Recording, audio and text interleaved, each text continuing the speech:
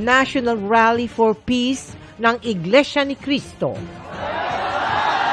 Dinaluhan ng nasa mahigit 1.5 milyong miyembro sa Quirino Grandstand pa lang. Pumapanig lang po kami ayon po sa sinasabi ni Bongbong Marcos na no to impeachment po. Bawas singil sa kuryente ng Meralco, ipatutupad ngayong buwan. Kulang 4 na buwan bago ang eleksyon 2025, 31, kabilang ang isang sundalo at opisyal ng gobyerno, arestado dahil sa paglabag sa COMELEC gun ban. Olympic bronze medalist Yumir Marcial, sinampahan ng reklamong paglabag sa anti-violence against women and their children ng misis na si Princess.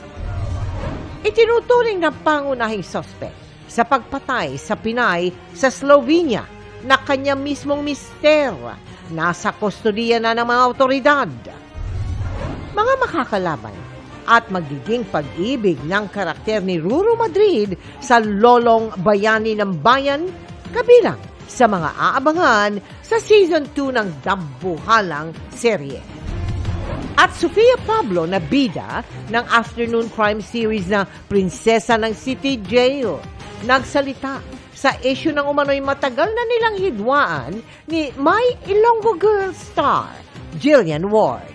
It's a feud na sobrang tagal na, and I think one of the things kung bakit di namin siya naayos is because we never got to talk about it.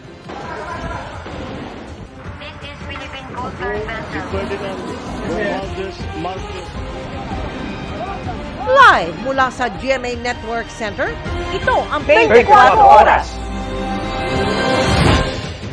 Magandang gabi po. Luzon, Visayas, and Mindanao.